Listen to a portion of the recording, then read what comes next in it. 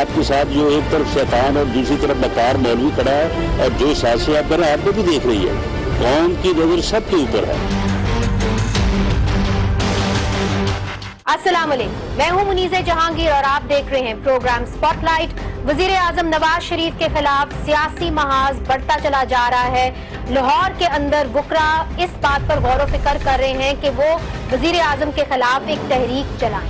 दूसरी तरफ हमने देखा है कि पंजाब बिलखसूस लाहौर के अंदर दहशत गर्दी के वाकयात बढ़ते चले जा रहे हैं और वो हुकूमत के लिए एक बड़ा चैलेंज बन के सामने आए हैं।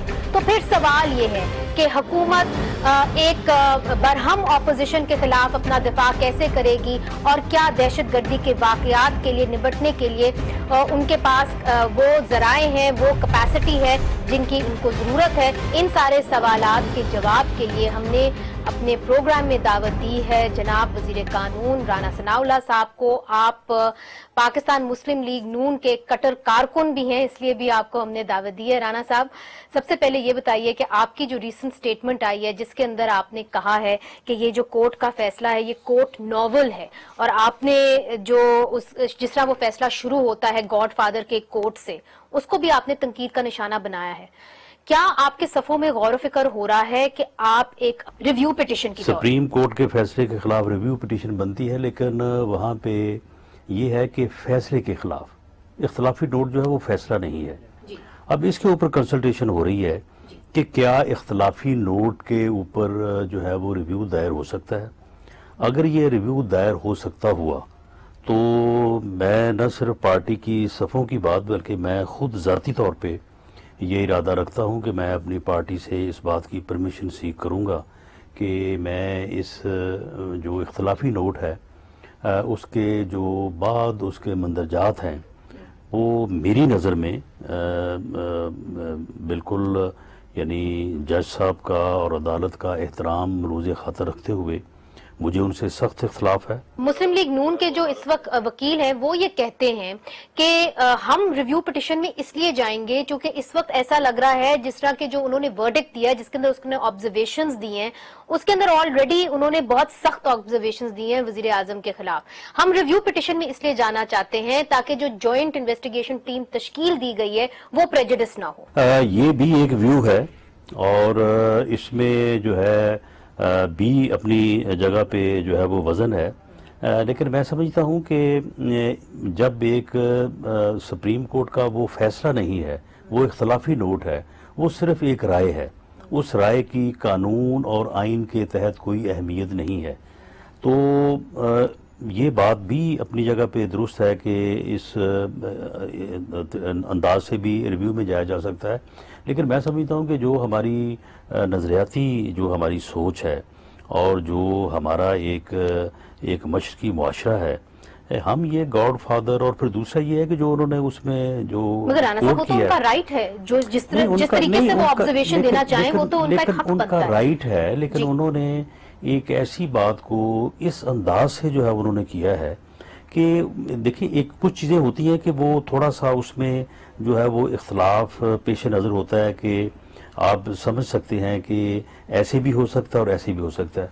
उन्होंने फॉर्चून का जो डेफिनेशन की है या उसका जो तर्जमा किया है, क्या दुनिया की किसी डिक्शनरी में तो ये इसका है मतलब है कि वज़ीर आज़म के खिलाफ एक गलत तासुब जिसे कहते हैं आपकी नजर में बन रहा है। अगर उस आप फैसले को पढ़ें वो मैंने तो तसब जो है जो इख्तलाफी नोट को फैसला तो वो नहीं है, उस इख्तलाफी नोट को पढ़ें तो मेरा ख्याल है कि वो ऐसे लगता है कि यानी इतना उसमें तसब है। रिव्यू पिटीशन हो सकती है आने वाले कुछ दिनों में, इसके ऊपर आप सीरियसली गौर कर रहे हैं पाकिस्तान? जी बिल्कुल, मैं समझता हूँ कि ये जो इख्तलाफी नोट है ये दोनों लिहाज से ये JIT को भी मुतासर कर सकता है जो इसमें जिस किस्म के इन्फ्लुएंसेस ड्रा किए गए हैं, और ये हमारी जो एक कौमी सोच है اس کو بھی یہ متاثر کرتا ہے. اپوزیشن نے جو اختلافی نوٹ ہے اس کو لے کے آپ کے خلاف ایک محاذ کھڑا کر دیا ہے. انہوں نے تو اس کو آسمانی صحیفہ بنا دی جی، اور ان کا مطالبہ ہے کہ میاں نواز شریف صاحب کو مستعفی ہو جانا چاہیے، اپنا عہدہ چھوڑ دینا چاہیے. مجھے یاد ہے کہ آپ کے خلاف بھی ایک جوائنٹ انویسٹیگیشن ٹیم بنی تھی ماڈل ٹاؤن کیس کے اندر، مگر اس کے اندر آپ نے استعفیٰ دے دیا تھا اس سے پہلے کہ جوائنٹ انویسٹیگیشن ٹیم اپنی تحقیقات شروع بھی کرتی. تو ایک پریسیڈنٹ تو ہے جہاں آپ نے استعفیٰ دیا تھا، تو اگر ورکر دے سکتا ہے تو لیڈر کیوں نہیں؟ دیکھیں اس میں بات یہ ہے کہ اس میں ورکر یا لیڈر کی بات نہیں ہے، اس میں بات یہ ہے پرنسپل کی بات ہے. پرنسپل کی بات ہے. اب اس میں دیکھیں پرنسپل یہ ہے کہ سپریم کورٹ میں کیس چلا گیا. جب سپریم کورٹ میں کیس گیا تو وہاں پہ ہماری طرف سے بھی یہ کہا گیا، پوری قوم سے یہ پرنسپل سٹینڈ بھی ہے، اور عمران خان صاحب کی طرف سے بھی کہا گیا کہ جو بھی، میں نے خود سنا ہے کہ جی جو فیصلہ ہوا اس کو منوان تسلیم کریں گے. اب فیصلہ جو آ گیا ہے، اب اگر تو اس فیصلے میں یہ کہا گیا ہے کہ پرائم منسٹر کو for the investigation of GIT مستعفی ہونا چاہیے، بالکل ہونا چاہیے. مگر رانا صاحب صرف عمران خان صاحب آپ کے خلاف آ کے کھڑے نہیں ہو گئے، اب تو وکلا بھی اس پہ غور و فکر کر رہے ہیں، خاص طور پہ لاہور ہائی کورٹ بار کہ ہم ایک موومنٹ چلائیں اور 2 مئی کو ان کا حتمی فیصلہ آنا. دیکھیں بات یہ ہے کہ حامد خان گروپ جو ہے وہ ایک کوئی چھپی بات نہیں ہے، وہ الائی ہے، وہ عہدیدار ہے عمران خان کا. نہیں مگر ان کا سیکرٹری پاکستان مسلم لیگ کاف کا ہے، ان کا جو دوسرا وائس پریزیڈنٹ ہے وہ پاکستان پیپلز پارٹی سے. اسٹیٹمنٹ نے دی ہے نا، اسٹیٹمنٹ تو پریزیڈنٹ نے دی ہے. ضرور دی ہے مگر ان کے پیچھے سارے بار نے کہاں فیصلہ کیا ہے، بار نے کہاں اجلاس کیا اور کہاں فیصلہ کیا؟ 2 مئی کو ان کا حتمی فیصلہ ہے. ٹھیک ہے، 2 مئی کو وہ فیصلہ جب کریں گے تو آپ یہ دیکھیے گا کہ وہاں پہ جو لوگ ہیں وہ اپنی رائے کا اظہار جو ہے وہ کریں گے. آپ نہیں سمجھتے کہ ایک موومنٹ چلے گی وکلا کی؟ دیکھیں بات یہ ہے کہ جیسے آپ نے اپنے انٹرو میں بھی کہا کہ جی اب یہ بڑا اپوزیشن وائلنٹ ہو رہی ہے، وائلنٹ ہوگی اور ہوگی، بلکہ ابھی آنے والے دنوں میں یہ جو شور و غوغا ہے یہ اور بڑھے گا، الیکشن آنے والا ہے. آپ کے خلاف ایک اور انویسٹیگیشن کھل گئی ہے، جو ڈان لیکس کا معاملہ ہے وہ کچھ ہی دنوں کے اندر، شاید کچھ ہی گھنٹوں کے اندر سامنے آ جائے گا. جو ڈان لیکس اور سامنے آ جائے گا اور کلوز ہو جائے گا. اچھا، ڈان لیکس کی رپورٹ اب انٹیریئر منسٹری کے پاس آ گئی ہے، آپ لوگ سامنے کیوں نہیں لا رہے؟ اتنی دیر کیوں لگ رہی ہے؟ ڈان لیک کی جو رپورٹ ہے وہ پرائم منسٹر کو پیش ہوتی ہے تو پرائم منسٹر سارے کام چھوڑ کے اس کو پڑھنے تو نہیں بیٹھ جائے گا، اور وہ جو رپورٹ ہے وہ کوئی 1 پیرا یا 2 پیرا کی ہوگی، نہیں ہو سکتا ہے کہ وہ چند یا زیادہ صفحات کی ہو.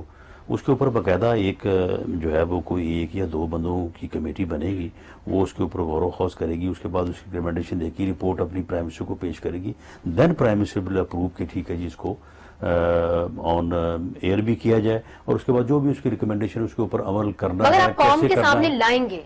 جی بالکل، قوم کے سامنے تو اس کو لایا جائے گا. حقیقت تو یہ ہے کہ ایک جوائنٹ انویسٹیگیشن ٹیم بنی ہے پاناما کیس کے اندر، جہاں پہ ایک MI اور ایک ISI کے آفیشل جو ہیں آپ کے خلاف تحقیقات کر رہے ہیں. جی ان کے ساتھ 5 آدمی اور ڈان لیکس کے اندر بھی MI اور ISI کے ایک آفیشل ہیں. ایک طرف سے آپ کے خلاف تحقیقات کر رہی ہے اسٹیٹ انسٹیٹیوشنز، خاص طور پہ فوج، دوسری طرف سے آپ ان کے ساتھ مل بیٹھ کے ایک دہشت گردی کے خلاف ایک پالیسی بنا رہے ہیں. بیلنس آف پاور جب آپ بیٹھتے ہیں ان کے ساتھ کس طرف ہوتا ہے؟ چونکہ ایک طرف سے وہ آپ کی تحقیقات کریں. نہیں، اس میں دیکھیں، اس میں کوئی بیلنس آف پاور کی بات نہیں ہے. اب یہ ڈان لیک سے متعلقہ جو بات تھی، اس بات اپوزیشن تو اب اس کو اس انداز سے لے رہی تھی نا کہ اس میں کچھ ہو نہ ہو مریم نواز کا جو ہے وہ نام آنا چاہیے. ان کے لیے تو مریم نواز کے علاوہ اگر وہ پورے پاکستان کا بھی نام اس میں ڈل جائے تو ان کے لیے اس کی کوئی اہمیت نہیں. اس کی کیا وجہ ہے؟ وہ مریم نواز کے پیچھے کیوں ہے؟ وہ اس لیے کہ وہ سمجھتے ہیں کہ in future time Maryam Nawaz ان کے لیے تھریٹ ہے. 2018 کی الیکشن لڑیں گی مریم نواز؟ ہو سکتا ہے کہ وہ لڑیں.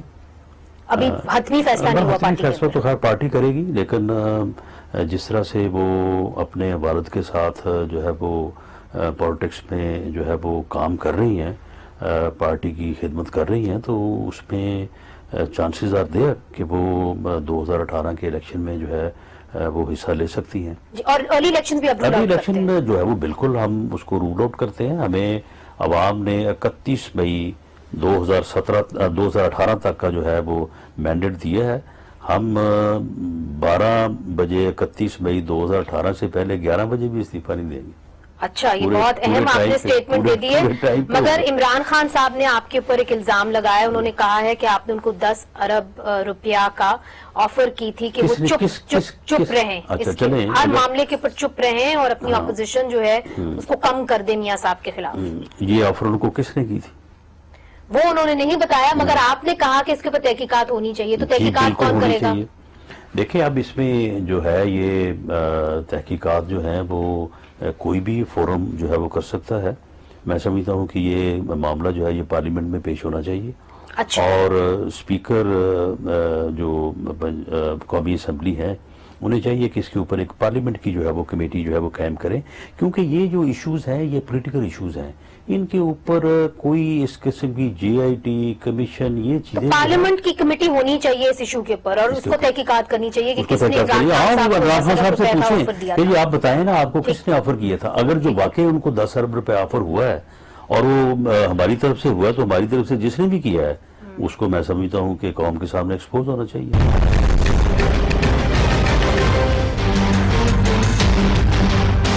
ویلکم بیک ناظرین، اس وقت ہمارے ساتھ ہیں پنجاب کے وزیر قانون رانا ثناءاللہ صاحب۔ رانا صاحب، احسان اللہ احسان کو حراست میں لے لیا گیا تھا، ان کا اعترافی بیان بھی سامنے آ گیا ہے، کیا حکومت کو ان کے خلاف قانونی کارروائی کرنی چاہیے، یا جس طرح کہ اب اشارہ دیا جا رہا ہے کہ ان کو ریہیبلیٹیٹ کیا جائے گا؟ آپ کی کیا رائے؟ دیکھیں اس میں بڑی جو ہے وہ واضح بات ہے کہ اگر تو اس نے خود کو سرنڈر کیا ہے، ابھی یہ حالات پوری طرح سے واضح نہیں ہیں کہ آیا وہ گرفتار ہوا ہے یا وہ اس نے خود جو ہے وہ سرنڈر کیا ہے۔ تو اگر تو اس نے سرنڈر کیا ہے تو جن شرائط کے اوپر کیا ہے ان کو جو ہے وہ آبزرو کیا جانا چاہیے، تاکہ اس طرح کے اور جو بہت سارے لوگ ہیں وہ لوگ جو ہیں وہ اس راستے کو اپنائیں۔ اور اگر وہ گرفتار ہوا ہے تو پھر اس کے اوپر جو ہے وہ پراپر جو ہے وہ کیس چلنا چاہیے، کیونکہ اس کی مثالیں موجود ہیں کہ ہم نے بلوچستان میں بہت سارے لوگوں کو دیکھیں، جرم جو ہے نا، کسی نے 1 قتل کیا ہے تو وہ بھی، اور کسی نے 100 کیا ہے تو بہرحال اس کی ایک سزا تو وہی ہے جو اللہ تعالیٰ نے مقرر کی۔ مگر رانا صاحب، لوگ پھر آپ سے پوچھیں گے، جن غریب کے بچے جو اس وقت جیلوں میں سڑ رہے ہیں چھوٹی چھوٹی چوری کر کے، کہیں گے پھر ان کو بھی فارغ کریں، جیلیں اپنی خالی کریں۔ اگر وعدہ معاف گواہوں کو آپ نے اس طرح ایک لالی پاپ دے کے ریہیبلیٹیٹ کر لینا ہے تو پھر تو ٹھیک ہے، پھر اسٹیٹ کی رٹ کہاں ہے؟ دیکھیں بات یہ ہے کہ انہوں نے تو ہزاروں قتل کیے ہیں، کتنے بام بلاسٹ کا انہوں نے قبول کیا ہے کہ ہم نے بام بلاسٹ کیا تھا۔ یہ اسٹیٹ کی رٹ کی بات نہیں ہے۔ اگر آپ ایک بہت بڑا مقصد حاصل کرنا چاہتے ہیں، اور وہ مقصد آپ کا یہ ہے کہ آپ نے دہشت گردی کے اوپر جو ہے وہ کنٹرول حاصل کرنا ہے، اور اس مقصد کو پانے کے لیے آپ کو اگر ایک جگہ سے آپ کو مدد مل رہی ہے تو اس مدد کو حاصل کرنے کے لیے ایک اسٹریٹجی ہے، اور یہ اسٹریٹجی جو ہے یہ پوری دنیا میں ہے۔ اس کے پر بحث ہو سکتی ہے کہ یہ دورہ اسٹریٹجی ہے کہ نہیں ہے۔ ہزاروں سالوں سے ہیں کہ جو لوگ سرنڈر کریں یا لوگ وعدہ معاف کریں، آخر اس میں اس کے پیچھے، مگر لوگ یہ سمجھتے ہیں کہ جو انہوں نے جرم کیا ہے ان کی سزا ان کو ملنی چاہیے۔ ڈیو پروسیس کی بات جب آپ کرتے ہیں پاکستان کے اندر، تو ڈیو پروسیس کس کے لیے ہوگا، یہ تعین کون کرے گا، یہ کیا سوال ہے؟ ڈیو پروسیس جو ہے ان اکارڈنس ود لا ہوگا۔ آپ تو کہتا ہے کہ آپ نے قتل کیا تو آپ اس کے خلاف کیس کریں، لیکن لا یہ بھی کہتا ہے کہ اگر آپ کو کوئی سرنڈر کرتا ہے یا کوئی وعدہ معاف گواہ بنتا ہے، وہ کہاں کہتا ہے رانا صاحب، کہاں کہتا ہے لا کے اندر؟ میں بھی لا کی طالب علم ہوں، کہاں کہتا ہے لا؟ بالکل کہتا ہے لا، یہ کہتا ہے۔ اب دیکھیں نا، آپ نے یہ کوئٹہ میں یا بلوچستان میں کوئی 1 نہیں، کوئی 10 نہیں، آپ نے سینکڑوں لوگوں کو پارڈن دیا ہے۔ پارڈن دینے کا وہ نیشنلسٹ تھے، نہیں نیشنلسٹ وہ نہیں تھے، وہ نیشنلزم کے خلاف کام کر رہے تھے۔ بلوچ نیشنلسٹ آپ کہہ لیں نا، بلوچ نیشنلسٹ قوم پرست تھے، لیکن بہرحال وہ جو پاکستان کے خلاف جو ہے وہ جنگ کر رہے تھے، they were fighting against the state۔ اور اس میں یہ کہ جب پارڈن کا اختیار آئین دیتا ہے، آپ کو قانون دیتا ہے، تو اس کو آپ ڈینائی تو نہیں کر سکتے۔ چلیں بہرحال اس کے اوپر 2 رائے ہو سکتی ہے، مگر اگر آگے بڑھیں تو رانا صاحب ہم نے دیکھا ہے کہ اخباری رپورٹس کے مطابق ڈیرہ غازی خان کے اندر ایک بہت بڑا آپریشن ہوا، جس کے اندر سے 250 شرپسند عناصر جو ہیں وہ حراست میں لیے گئے اور 10 مارے گئے۔ آپ ہمیں کچھ ڈیٹیلز دے سکتے ہیں کہ جب اس طرح کی رپورٹس آتی ہیں 250 شرپسند عناصر لیے گئے، یہ کون ہیں، ان کا تعلق کون سی جماعت کے ساتھ ہے، ان کے اوپر کس قسم کے چارجز ہیں؟ دیکھیں اس میں جو ہے وہ تمام قسم کے لوگ ہی ہو سکتے ہیں یا ہوتے ہیں۔ جس طرح سے یہ ٹرائی بارڈر ایریا جو ہے پنجاب کا، جس میں سندھ کی جس میں بلوچستان کی اور پنجاب کی سرحد لگتی ہے، اور اس ایریا میں بلوچستان سائڈ سے بھی لوگ جو یہ فراری کیمپ جن کو آپ کہتے ہیں وہ بھی ہیں، اور یہ جو کچے کا علاقہ ہے سندھ کے ساتھ وہ بھی ایک پٹی ہے پوری درائے سندھ کے ساتھ ساتھ جو ہے وہ چلتی ہے آخر تک، اس میں ڈاکو بھی ہیں، اس میں جو ہے وہ یعنی دہشت گرد بھی ہیں، یعنی اس میں اس قسم کے لوگ جو ہیں انہوں نے اپنی پناہ گاہیں جو ہیں وہ بنائی ہوئی ہیں۔ مگر کوئی خاص ایسا گروہ ہے جس کو آپ نے پکڑا ہے، کوئی بڑی مچھلی آپ نے پکڑی ہے؟ Have you caught a big fish in the last, let's say, 1 month؟ اس میں یہ ہے کہ یہ جو ٹرائی بارڈر ایریا ہے یہ بڑی دیر سے ایسا ایریا ہے کہ جس کے اوپر جو ہے وہ سرجیکل آپریشنز تو ہوئے ہیں، جیسے اس کو پوری طرح سے جو ہے وہ کلیئر نہیں کیا گیا۔ ہماری سائڈ پہ جو ہمارا ایریا ہے وہاں پہ جو وہ چھوٹو گینگ تھا، اس کو بھی جب بھی کبھی کلیئر کرنے کی کوشش کی گئی تو چھوٹو گینگ جو وہ دوسری طرف چلا گیا، ادھر سے کوشش وہ ادھر کو آ گیا، تو پھر جب ہم نے اس کو کارڈن آف کر کے رینجرز اور پولیس نے آپریشن کیا اور اس کے بعد جو ہے وہ فوج کو بھی اس میں آنا پڑا اور اس کے بعد اس کا سرنڈر ہوا، تو بعد میں جو ہے وہ جو لوگ بھی پکڑے گئے تھے ان میں سے کوئی سچ دہشت گرد یعنی طالبان یا تو آپ یہ کہہ رہے ہیں کہ اس وقت جو آپریشن ہو رہے ہیں کرمنل، اچھا اس وقت جو آپریشن ہو رہے ہیں وہ کسی خاص دہشت گرد گروپ کے خلاف نہیں ہو رہے، وہ کرمنلز کے خلاف ہو رہے ہیں؟ ان میں دہشت گرد بھی ہو سکتے ہیں اور وہ کرمنل بھی ہیں، لیکن بہرحال وہ ایسے لوگ ہیں کہ جو ہے وہ فیوجیٹیو آف لا ہے، وہ قانون سے بھاگے ہوئے۔ مگر جب آپ کہتے ہیں کہ دہشت گرد ہو سکتے ہیں، آپ کے پاس کوئی انفارمیشن ہے کہ کون سا اسپیسیفک گروپ جو ہے وہ اس کے اندر انوالوڈ ہے؟ نہیں، وہاں پہ دیکھیں یہ اسپیسیفک گروپس جو ہیں وہی دہشت گرد جو ہے وہ ایک دن لشکر جنگوی میں ہوتا ہے، اس کے 2 مہینے بعد جو ہے وہ ہوتا ہے وہاں پہ جماعت الاحرار میں ہوتا ہے، اس کے بعد پتہ چلتا ہے وہ اب ٹی پی کے لیے جو ہے وہ کام کر رہا ہے، پھر اس کے بعد 6 مہینے بعد پتہ چلتا ہے اب یہ داعش کا اس نے روپ دھار لیا ہے، تو یہ لوگ تو وہی ہیں۔ مگر رانا صاحب آئے دن ہمیں خبریں یہ آتی ہیں کہ جی پولیس کہیں جا رہے تھے، وہاں پہ کوئی ویپنز لے کے کوئی گروپ جا رہا تھا تو پولیس نے ان کے اوپر ایک چھاپا مارا، ان کے دوست آئے ان کو چھڑوانے کے لیے اور تبادلہ ہوا فائرنگ کا، جس کے نتیجے کے اندر 10 یا 15 لوگ جہاں بھاگ ہو گئے۔ ان کی باڈیز کہاں جاتی ہیں؟ ان کے آئی ڈی کارڈز کہاں ہوتے ہیں؟ ان کی لواحقین کو ان کی باڈیز کیوں نہیں دی جاتی؟ یہ سوال ہیومن رائٹس باڈیز پوچھتی ہیں۔ اب دیکھیں نا، اب یہ جو وہاں یہاں بار روڈ پہ واقعہ ہوا تھا اس کا جو فیسیلیٹیٹر تھا انوار الحق، وہ انوار الحق جو ہے وہ پکڑا گیا، اس کی باڈی تو مل گئی تھی اس کے لواحقین کو، مگر زیادہ تر لوگوں کی باڈیز نہیں ملی۔ اس کے ساتھ جو دوسرے لوگ تھے وہ بھی ان کی باڈیز بھی تھی، لیکن جب ان کے لواحقین سے جو ہے وہ رابطہ کیا گیا تو انہوں نے لینے سے انکار کیا۔ جی وہ مجھے معلوم ہے، مگر کئی اور ہیں جن کی باڈیز نہیں ملتی، سب کی باڈیز اور رسائی نہیں ہوتی، جس طرح کے جو میڈیا ہے ان کو رسائی نہیں ہوتی لوگوں تک۔ کسی کی فیملی افغانستان میں اور وہاں بھی یہاں پہ آیا ہوا ہے تو اس کی باڈی تو ہم وہاں پہ بھیجنے سے رہے۔ یہ سارے افغان تو نہیں ہے نا، ان میں سے کچھ ان میں سے اکثر ہیں اس میں، ان میں سے، لیکن بہرحال ان کے جو فیملیز ہیں ان سے رابطہ کیا جاتا ہے، لیکن اکثر یہ ہوتا ہے کہ وہ باڈیز جو ہے وہ ریسیو نہیں کرتے۔ اس وقت ہم نے لینا ہے وقفہ، اور وقفے کے بعد رانا صاحب سے پوچھیں گے کہ نورین لغاری کا کیس حال ہی میں سامنے آیا ہے۔ نورین لغاری یہ وہ واحد خاتون دہشت گرد ہیں جو زندہ پکڑی گئی ہیں پنجاب سے۔ پہلی دفعہ پاکستان کے اندر ہم نے دیکھا ہے کہ ایک خاتون دہشت گرد جو ہیں وہ حراست میں ان کو لیا گیا ہے، زندہ لیا گیا ہے۔ نورین لغاری آخرکار کون تھیں، یہ ہم سب سوال کریں گے رانا صاحب سے بریک کے بعد۔ ویلکم بیک ناظرین، اس وقت ہمارے ساتھ ہیں پنجاب کے وزیر قانون رانا ثناء اللہ صاحب۔ رانا صاحب یہ بتائیے، نورین لغاری پاکستان میں وہ پہلی واحد خاتون دہشت گرد ہیں جو زندہ حراست میں لی گئی، آپ لوگ ان کو میڈیا کے سامنے کیوں نہیں لاتے؟ اس کی کیا وجہ ہے؟ اس میں یہ ہے کہ ابھی وہ انٹروگیشن اور انویسٹیگیشن کی سٹیج پہ ہے، جیسے ہی وہ کمپلیٹ ہو جائے گی تو اس کے بعد بالکل اس کو کورٹ آف لا میں لایا جائے گا، اور جب اس کو کورٹ آف لا میں جائے گا وہاں پہ پھر اوپن جو ہے اس کا ٹرائل ہوگا، تو اس میں کوئی اچھا اس کا اوپن ٹرائل ہوگا، چونکہ اس کی ریہیبلیٹیشن کی باتیں ہو رہی تھی۔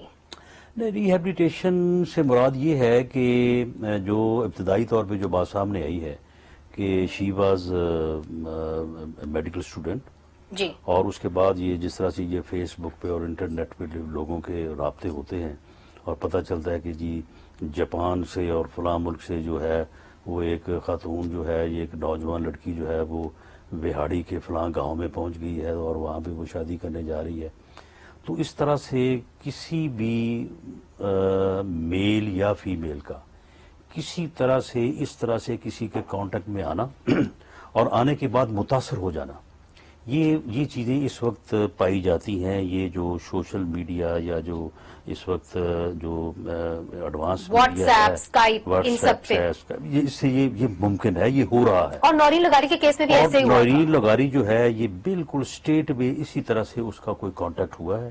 اس کانٹیکٹ سے بعد وہ انسپائر ہوئی ہے اور اس کے بعد پھر وہ ان کے پاس آ گئی. مگر آپ نے جب نورین لغاری کو ڈھونڈ نکالا تو آپ نے کیا نورین لغاری کو آپ ڈھونڈ رہے تھے یا آپ اس کے خاوند علی طارق کے پیچھے چھاپا مار رہے تھے؟ نہیں، بالکل نورین لغاری کا تو کسی کو معلوم بھی نہیں تھا. اچھا. بات تو یہ تھی کہ وہاں پہ یہ دہشت گرد جو ہیں، یہ کیونکہ دہشت گردوں کے خلاف جو بھی معاملات ہیں that is all about intelligence کے علاوہ جو ہے ان تک پہنچنا جو ہے یہ ممکن نہیں ہے. اس کی وجہ مثال کے طور پہ اگر یہ لاہور ہے، یہ 1.5 کروڑ کی آبادی کے شہر سے آپ ایک انوار الحق کو اور اس کے ساتھ ایک پڑے ہوئے جو ہے وہ خودکش بمبار کو آپ کیسے ڈھونڈ سکتے ہیں جب تک کہ آپ کے پاس کوئی انٹیلیجنس نہ ہو؟ نہیں، وہ اس میں تو کوئی شک نہیں. اس میں تو انٹیلیجنس رپورٹس کی بنیاد کے اوپر وہاں ظاہر ہے انٹیلیجنس رپورٹس پہ وہاں پہ جب چھاپا مارا گیا تو وہاں پہ ایک دہشت گرد جو ہے وہ مارا گیا، ایک وہاں سے فرار ہونے میں کامیاب ہوا. اینڈ نورین لغاری واز دیئر. انہوں نے باقاعدہ آپ سے مقابلہ کیا ہے پولیس نے، ہمیں انفارمیشن ملی ہے تو ان کو ٹرین کیا گیا تھا گن بیٹل وغیرہ کے اندر. نہیں، وہ پوری طرح سے انسپائر تھی اور وہ جو ابتدائی اطلاعات ہیں اس کے مطابق وہ خودکش بمبار تھی. اگر ان کو ایک دن اور ملتا تو ایسٹر کے موقع کے اوپر وہ کسی نہ کسی جو ہے وہ گرجا گھر کے اوپر جا کے اس نورین لغاری نے خودکش بمبار کے طور پہ اس نے پھٹنا تھا. ایک ابہام ہے کہ کیا نورین لغاری سیریا گئیں ٹریننگ لینے کے لیے کہ نہیں گئیں، یا ٹریننگ ادھر نہیں، وہ سیریا جانا اس کا جو ہے وہ نہیں ثابت ہوا.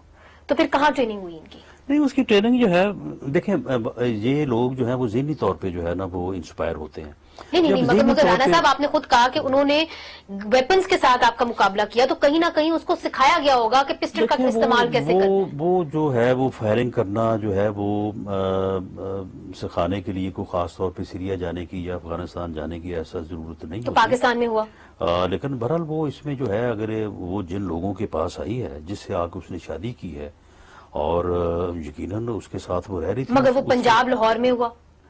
ظاہر ہے چونکہ وہ لاہور میں رہتی تھی. نہیں، وہ یہ ہے کہ وہ ڈفرینٹ موقعوں کے اوپر ڈفرینٹ جگہوں پہ جو ہے وہ رہے ہیں، جو ابھی اس چیز کو ڈسکلوز کرنا یا آن ایئر کرنا جو ہے وہ مناسب نہیں ہوگا. اور جو ہی وہ لاہور آئے ہیں تو ان کے پیچھے جو ہے وہ انٹیلیجنس جو ہے وہ موومنٹ ہوئی ہیں اور بالآخر جو ہے وہاں پہ جو میں نے کہا آپ کہیں گے کہ شاید وہ افغانستان گئی، وہاں سے انہوں نے تربیت کی پھر واپس آئے، کیونکہ آپ ہمیشہ سے کہتے رہے ہیں کہ سیف ہیونز لاہور میں نہیں ہے. مگر رانا صاحب نہیں، بات یہ ہے کہ آپ مجھے یہ بتائیں کہ انوار الحق جو ہے وہ ایک جگہ پہ چھپا ہوا تھا، تو کیا آپ اس جگہ کو سیف ہیون کہہ سکتے ہیں؟ سیف ہیون وہی ہونا جو پناہ لی ہے اس نے. نہیں، وہ سیف ہیون اور اب یہ جس مکان میں یہ کرائے کے مکان میں رہ رہے تھے وہ سیف ہیون تو نہیں. سیف ہیون وہ ہے کہ جو نو گو ایریا ہو، جہاں پہ ٹریننگ ہو رہی ہو، جہاں پہ منصوبہ بندی ہو رہی ہو، جہاں پہ کوئی لا انفورسنگ ایجنسی مگر رانا صاحب دیکھیں بہت ساری ورنہ اس طرح سے تو یہاں پہ ڈاکو بھی چھپے ہوئے ہیں، چور بھی چھپے ہوئے ہیں، فراڈی بھی چھپے ہوئے ہیں، تو پھر اس کا مطلب ہر جگہ وہ سیف ہے. مجھے معلوم ہے آپ کہیں گے کہ سیف ہیونز نہیں. اس بحث میں آپ کے ساتھ نہیں جانا چاہتی، لا حاصل بحث ہے آپ کے ساتھ. مگر میں آپ سے یہ ضرور پوچھوں گی کہ بہت ساری ایسی خواتین سامنے آئیں جو سیریا گئیں، جس طرح کہ بشرا نامی ایک خاتون تھی، وہ ایک ٹیچر تھیں، اپنے 4 بچوں سمیت وہ چلی گئی سیریا، لاہور کی رہائشی تھیں. ان کے ساتھ ایک اور خاتون بھی غائب ہو گئی. پھر انہوں نے وہاں سے سیریا سے جا کے اپنے خاوند کو فون کیا اور ان کو اس کے فون کی کنورسیشن آپ نے سنی ہے؟ جی، داعش کے لیڈر سے انہوں نے یہ معلوم نہیں ہوتا کہ وہ عورت جو ہے وہ ٹیلی فونیکلی جو ہے وہ انسپائر ہوئی، متاثر ہوئی اور اس کے بعد وہ جہاد کی راہ پہ جو ہے وہ چلنے کے لیے وہ اپنے خاوند سے چوری گئی، اپنے گھر والوں سے چوری گئی، وہ کسی کو بتا کے نہیں گئی. جب اس سے پوچھا گیا اسی کنورسیشن میں کہ بھئی فلاں فلاں کہاں ہے، تو اس نے کہا کہ ان کے متعلق بھی جو ہے وہ ایجنسیز کو پتا چل گیا ہے، وہ بھی اب چھپتے چھپاتے پھر رہے ہیں. تو یہ ملزم جو ہے یہ چھپتے چھپاتے مگر آپ کہہ رہے ہیں کہ یہ اپنے طور پہ اکیلی چلی گئی. مگر جو ہماری انفارمیشن ہے رانا صاحب وہ یہ ہے کہ یہ سب جو خواتین ہیں یہ ایک گروپ سے کنیکٹڈ تھیں، درس دیے جا رہے تھے مختلف گھروں کے اندر اور اس کے ذریعے یہ ریڈیکلائز ہوئی ہیں. آپ نے کوئی تو انفارمیشن آپ کے پاس ہوگی. پوری تنظیم کی بعد میں بہت زیادہ اوور ہالنگ ہوئی ہے، ایسی کوئی بات ثابت نہیں ہوئی. اب اس میں دیکھیں کہ ایک آدمی کا ٹیلی فونیکلی جو ہے وہ کانٹیکٹ ہوتا ہے اور وہ 5 منٹ کی گفتگو کے بعد تیار ہو جاتا ہے آپ کے ساتھ اور 10 منٹ گفتگو کرنے کے لیے اور 1 گھنٹہ گفتگو کرنے کے لیے، اور ڈیورنگ دیٹ کنورسیشن وہ آدمی جو ہے انسپائر ہوتا چلا جاتا ہے، اور اس کے بعد پھر اسی کی بنیاد کے اوپر وہ جو ہے وہ چل نکلتا ہے۔ یہاں پہ ایسے کیسز بھی ہوئے ہیں یعنی ایک میں آپ کو یعنی اب اگر یہ بات کرنے سے میں سمجھتا ہوں کہ ایک طبقے کو جو ہے وہ اس پہ جو ہے وہ غصہ بھی آ سکتا ہے۔ ایک بڑے شریف آدمی تھے، مولوی صاحب تھے، تو ایک گروہ تھا یہ سندھ کے بارڈر کے اوپر، لڑکا، اور وہ خاتون کی آواز میں اتنی اچھی آواز اور اتنی اچھی گفتگو کرتا تھا کہ وہ لوگوں کو جو ہے وہ انسپائر کر لیتا تھا، اور اس کے بعد وہ اس کو ملنے کے لیے جو ہے وہ چلے گئے، آگے سے انہوں نے اس کو جو ہے وہ اغوا کر لیا، اس کے بعد تاوان مانگنا شروع کر دیا۔ بہرحال وہ تو پھر تاوان دے کے واپس آ گئے، لیکن اس کے بعد پھر اس ایریا میں جو ہے وہ پولیس نے آپریشن کیا اور لوگوں کو جو ہے وہ پکڑا۔ تو اب یہ سلسلہ تو چل رہا ہے نا۔ مگر آپ قانون نافذ کرنے والے ادارے ہیں اور آپ نے ایک سائبر لا بھی نکالا ہے، تو کیا وجہ ہے کہ آپ لوگ ان سائٹس کے اوپر آپ کلیمپ ڈاؤن نہیں کر پائے ہیں، یا آپ ان گروہوں کو نہیں پکڑ سکتے؟ اگر آپ یہ کہیں کہ آپ تو پھر سر لا کیوں نکالا تھا؟ یہ بھی تو پھر سوال لوگ کریں گے نا آپ سے۔ لا آپ نکالتے ہیں، لا نکالنے کے بعد آپ اس کے اوپر جو ہے وہ پوری طرح سے جو ہے وہ عمل کرتے ہیں، اس کو انفورس کرتے ہیں، کسی حد تک ہو بھی جاتا ہے، لیکن اگر آپ کہیں کہ آپ یہ سارا جو فیس بک ہے، واٹس ایپ ہے، باقی چیزیں ان کو آپ بالکل کنٹرول کر لیں، یہ ممکن نہیں ہے، یہ ہو نہیں سکتا۔ اچھا، آپ نے کہا نہیں ہو سکتا، مگر دوسری طرف سے ہم نے دیکھا ہے رانا صاحب کے جماعت الاحرار کے کیس اور اس طرح کی انسپائریشن تو لندن سے لوگ جا رہے ہیں، سیریا لوگ پیرس سے گئے ہیں، مگر انہوں نے اس کے خلاف ضرور اقدام کیے ہیں، تو یہاں پہ بھی ہوئے ہیں، یہاں پہ بھی لوگوں کو پکڑا ہے۔ اچھا، یہاں پہ پکڑا ہے، مگر ہمارے سامنے کم از کم لوگوں کو آپ نہیں لے کے آئے ہیں۔ اس میں یہ میڈیا کے سامنے آپ لے کے آئے تاکہ ان کی کم از کم جانچ پڑتال، انڈیپینڈنٹ جانچ پڑتال ہو سکے۔ پر اس میں یہ ہے کہ وہ انویسٹیگیشن کا، انٹروگیشن کا عمل بڑا جو ہے وہ لینتھی ہوتا ہے، وہ ختم ہونے کو نہیں آتا، اور اس لیے وہ لوگ جو ہیں وہ چل رہے ہوتے ہیں آگے سے آگے، آگے سے آگے، تو اس کے متاثر ہونے کی نہ ہونے کی وجہ سے جو ہے ان کو نہیں لایا جاتا، ورنہ یہاں پہ بھی لوگ پکڑے گئے ہیں۔ سیالکوٹ سے ایک آدمی تھا جو گیا ہوا تھا وہاں پہ مصر میں کام کرنے کے لیے، وہاں سے وہ ریڈیکلائز ہوا، انسپائر ہوا، وہ سیریا چلا گیا، اس نے پیچھے لوگوں کو فون کرنے شروع کر دیے، یہاں سے اس کے فون کے اوپر 1-2 دوستوں نے پہلے آپ سے مشورہ کیا، پھر اس کی تعداد 7-8 ہوئی، وہ بات انٹیلیجنس جو ہے وہ ہٹ ہو گئی، ان لوگوں کو پکڑا گیا، بعد میں ان کی تھارو انویسٹیگیشن ہوئی، لیکن کوئی ایسی چیز سامنے نہیں آئی کہ یہاں پہ کوئی یہ گروپ تھا یا یہاں پہ کوئی منظم کام ہو رہا تھا۔ مگر رانا صاحب یہی آیا کہ ٹیلی فونک رابطہ تھا اور یہ تیار تھے اب جانے کے لیے۔ بہت سارے دہشت گرد واقعات ہوئے ہیں پنجاب کے اندر، جماعت الاحرار نے ان کی رسپانسبلٹی کلیم کی ہے، ابھی سینسس ٹیم کے اوپر بھی ایک دھماکہ ہوا، اس کے بعد ہم نے دیکھا گوادر کے اندر ایک دھماکہ ہوا، سینسس ٹیم کے اوپر خورم ایجنسی کے اندر دھماکہ ہوا۔ کیا ان کا جو ٹارگٹ تھا، ہدف تھا، وہ سینسس ٹیم تھی یا کہ ایک سافٹ ٹارگٹ نکل آیا کہ جی سیکیورٹی پرسنل ان کے ساتھ گارڈ کر رہے تھے تو وہ بنا؟ نہیں، سینسس ٹیم تھی۔ اس کی کیا وجہ ہے؟ اس کی وجہ یہ کہ وہ یہ چاہتے تھے کہ یہ سینسس نہ ہو۔